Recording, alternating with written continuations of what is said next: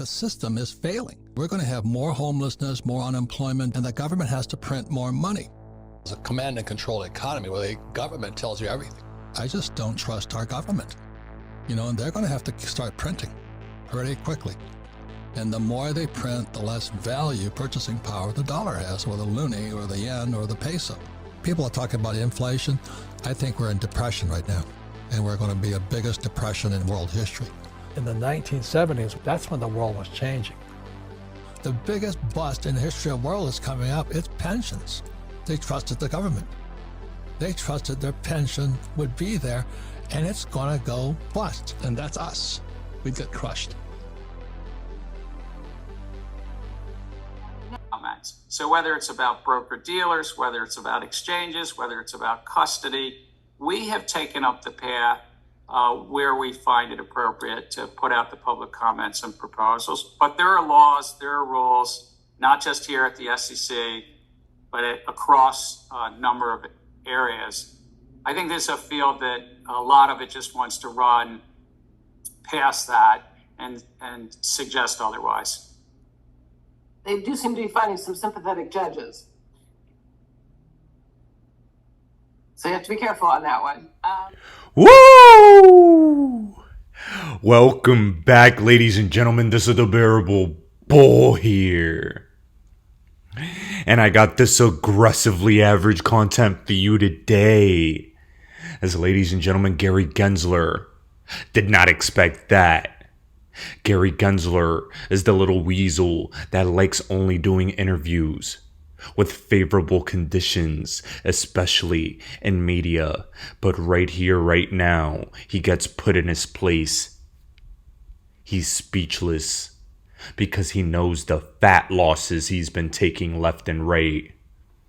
Guys, not only is the entire crypto space and general Congress as a whole taking a stab at Gary Gensler, but I think Ryan Selkis best describes why Gary is hated by the general crypto space. And that's why I continue to preach and tell you that I believe Gary's going to get fired by some point this to next year. And it's going to come soon. We still have to wait and see. But the way things are going, it's an inevitability. Like, Gensler's just a liar, right? I've been on this for 2 years. He's just, there's no other way to say it. He's corrupt and he's a liar. It's not that he's making bad decisions. The SEC should go after scammers. They should go after bad actors. And you know what? That's already against the law. We don't need new laws or regulations to punish fraud. It's already against the law, but you know what?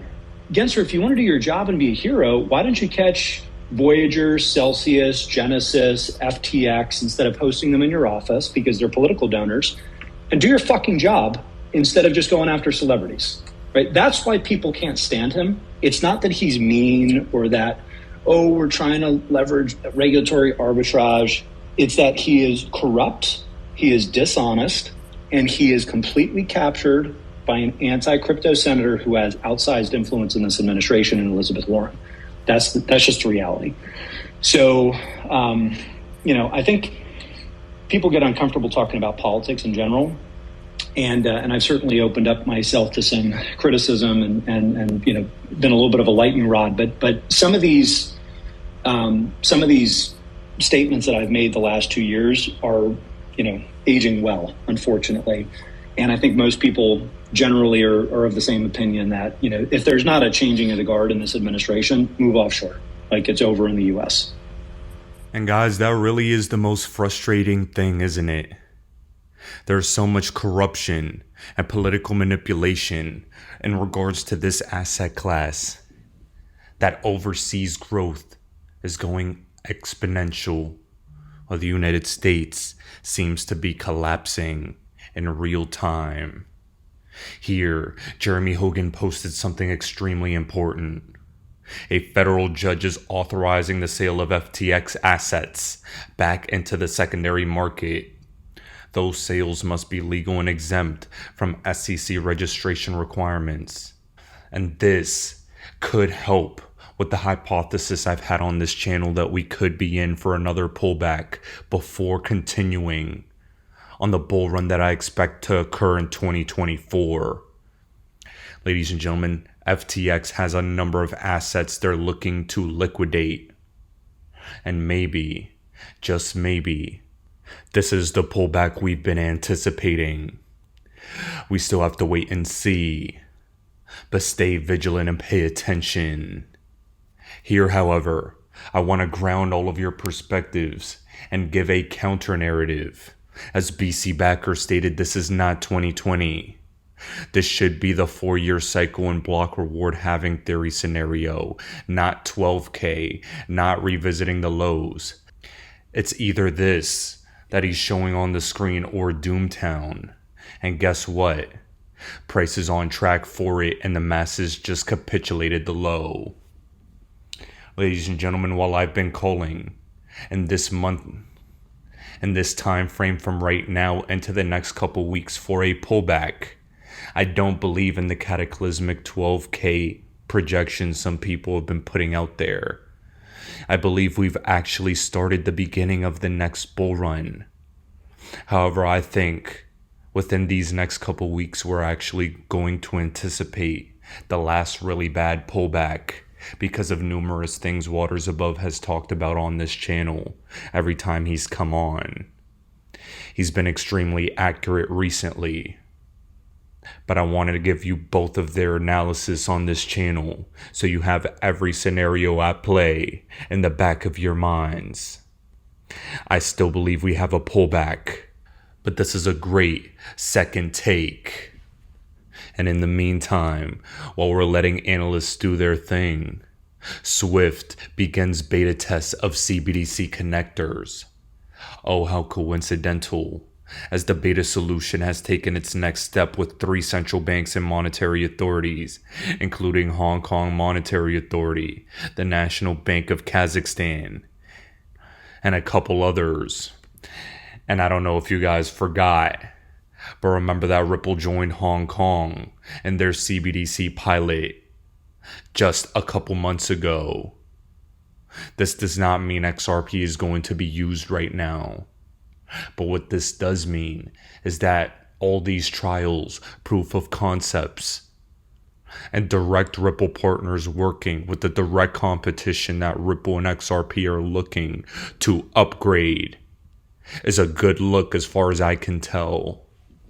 And all of you should continue to exude confidence, knowing that we hold an asset that is well positioned for a global takeover. Like any new technology, it starts coming from similar things that exist. So the same types of ways that you think about payment rails, the same different flows of which you have a normal payment, they map into crypto as well.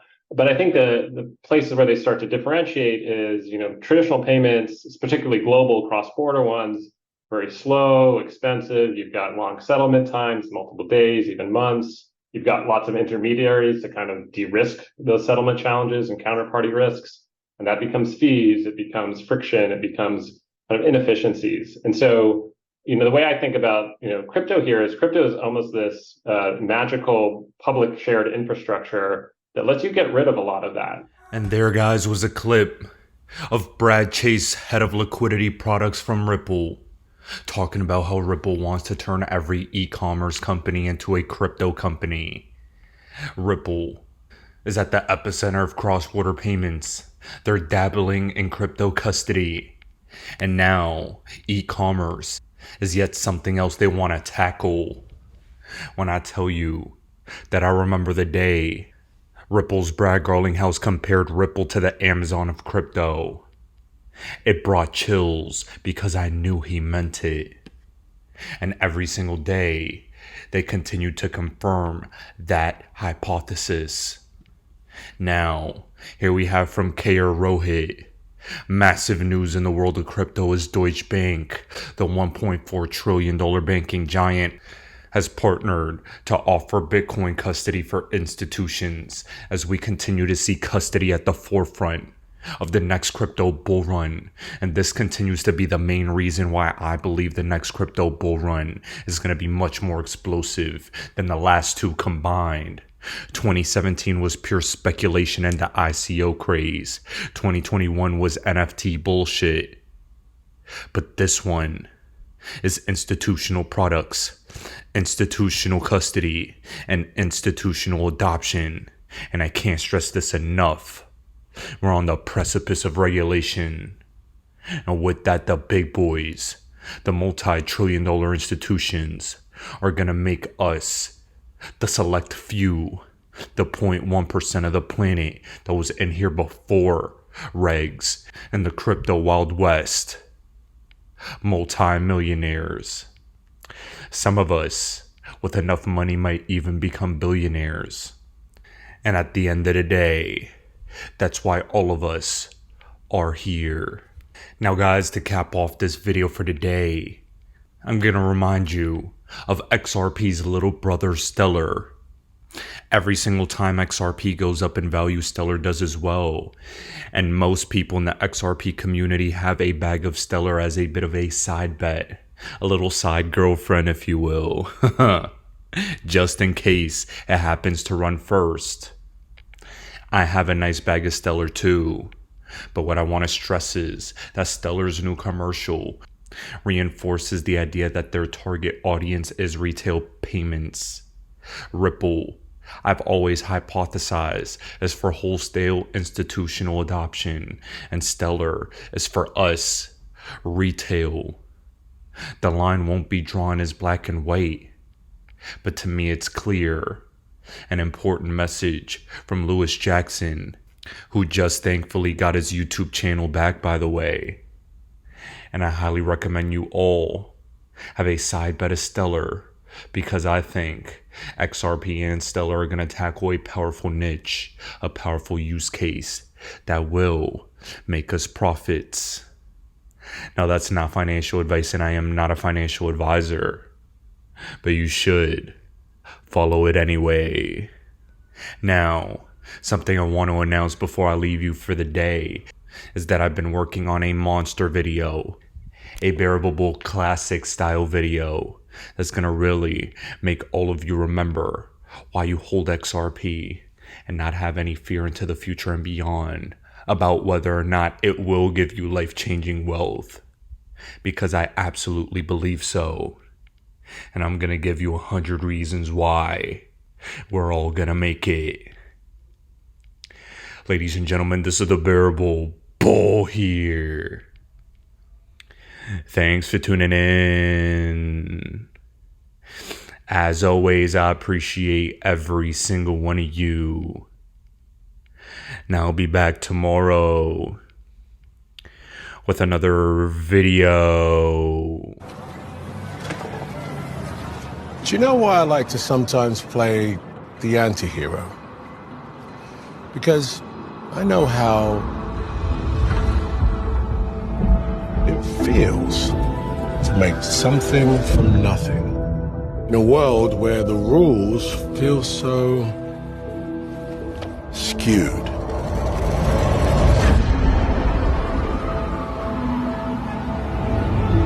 A world where we are not all on the same playing field, regardless of how hard we try on our own. جدي كلما ادخرت ازداد شعوري بعدم الأمان.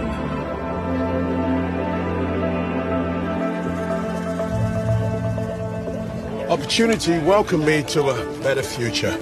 Not by solving my problems for me. Action! But by empowering me to craft my own success.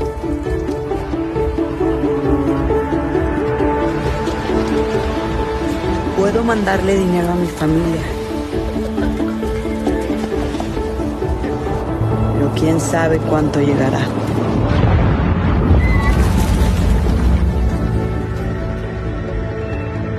Як ми відновимо все?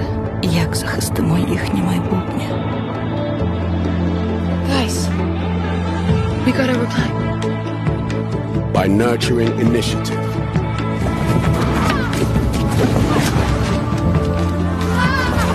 Strength.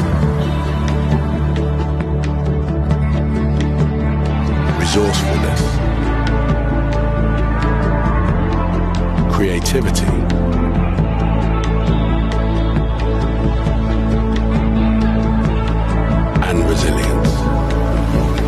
can bring balance to an imbalanced world by recognizing that if ideas are borderless, opportunities should be too.